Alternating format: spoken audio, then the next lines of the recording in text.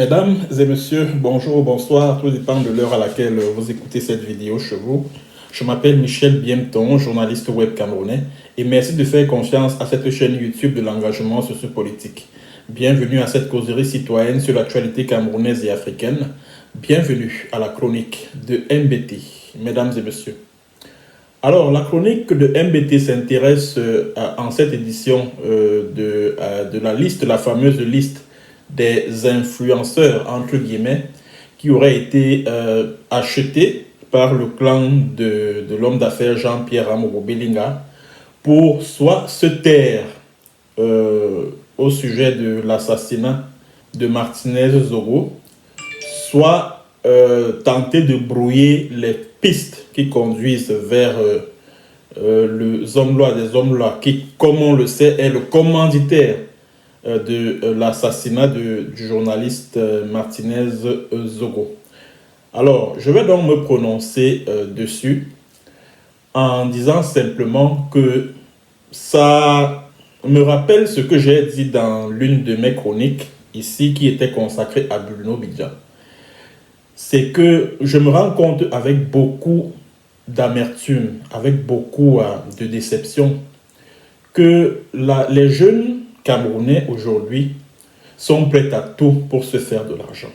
C'est-à-dire pour eux, ce qui importe le plus, c'est comment s'habiller chic, comment rouler dans de grosses voitures, comment habiter dans de grosses villas, etc. Vous voyez par exemple un jeune ou une jeune fille de 20, 21, 22, 23 ans, 24, 25, qui roule déjà dans une Hummer, une Prado, une RAV4, qui coûte des dizaines de millions. Vous vous posez la question de savoir où est-ce qu'elle a pris de l'argent pour s'offrir un tel luxe. Vous voyez une jeune fille, on vous dit oui, influenceuse, machin, ceci, cela. Vous la voyez, quand vous arrivez chez elle, elle vit dans un duplex, voire un triplex. Elle roule dans de rutilantes bolides. Mais vous vous posez la question de savoir, et vous regardez son âge. Elle a à peine 30 ans. Posez-lui la question de savoir que, mais d'où te vient tout cet argent-là?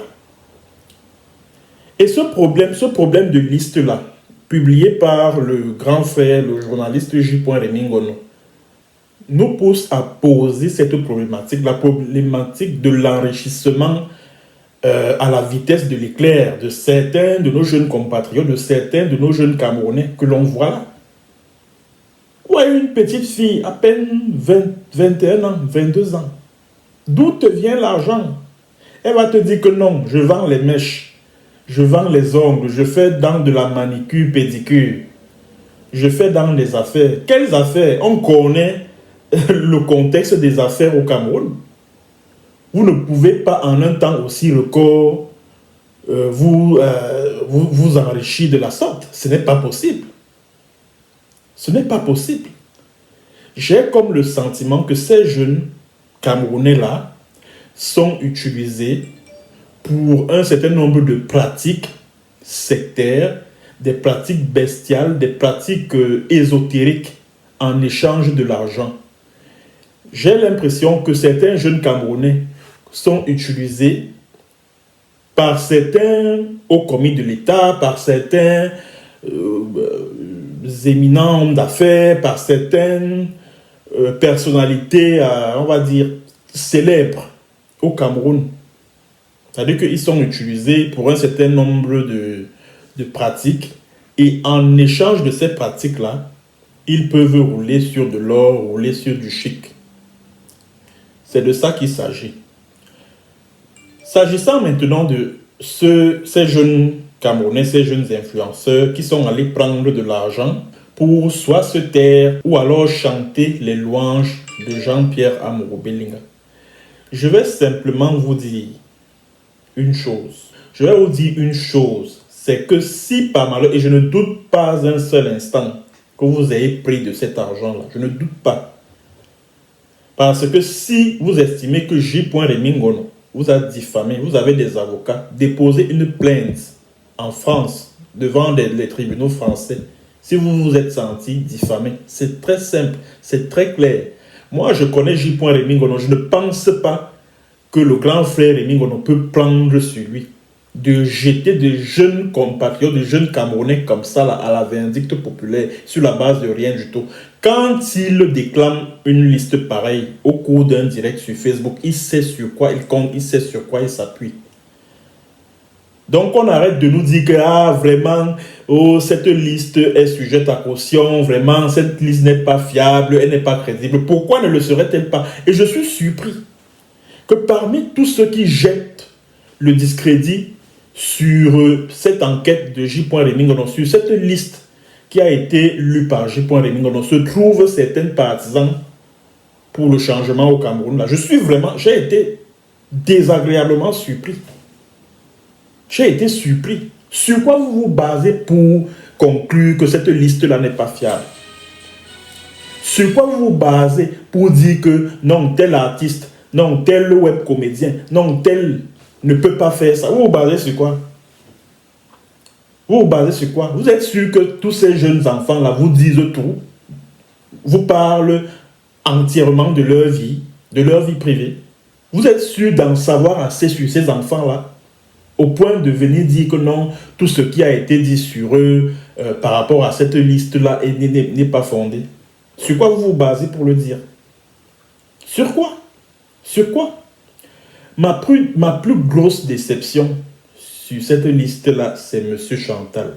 Vraiment, on dit souvent que l'apparence est trompeuse. Je ne savais pas que M. Chantal pouvait en arriver là. Bon, je ne sais pas, peut-être que ceux qui l'ont contacté pour lui donner cet argent-là ne lui ont pas dit pourquoi il lui donnait de cet argent. Je ne sais pas, hein. Mais franchement, si M. Chantal a pris de cet argent, c'est que vraiment c'est malheureux. C'est malheureux. Pourtant, de tous ces influenceurs-là, il est celui que j'admire le plus. Il est celui dont j'admire la créativité, l'originalité dans tout ce qu'il publie sur ces différentes plateformes numériques. Il est celui vraiment qui fait la différence, selon moi, par rapport à tout le reste, qui est toujours là à faire des choses, à faire dans de la routine. Or, lui, il est vraiment quelqu'un qui est créatif, qui sait sortir de l'ordinaire. Mais je me pose la question de savoir comment son nom fait pour se retrouver dans des trucs bizarres, dans des trucs de ce genre. Je me pose vraiment la question. Je me pose la question. Voilà donc la jeunesse camerounaise, une jeunesse qui ne sait pas se battre, une jeunesse qui ne sait pas faire face aux difficultés pour gagner sa vie, pour gagner son pain quotidien. Vraiment, c'est malheureux. C'est malheureux. Une jeunesse qui ne sait pas ce que c'est que le sens du sacrifice. On veut toujours l'argent facile. L'argent facile. Rouler dans de grosses voitures, habiter des villas cossues, etc. À quel prix? À quel prix? Vous voulez être acteur de cinéma, le réalisateur ou je ne sais pas moi, le propriétaire du label vous dit, si vous voulez participer à mes web comédies, il faut entrer par cette porte-ci pour ressortir par cette autre porte. Et il y a beaucoup de jeunes qui choisissent, qui décident, qui n'hésitent pas à se soumettre à de telles conditions. Et quand on voit des jeunes se comporter de la sorte, on se pose la question de savoir qu'est-ce que l'avenir nous réserve dans ce pays-là? Que nous réserve l'avenir? Que nous réserve l'avenir dans cette république qu'on appelle le Cameroun?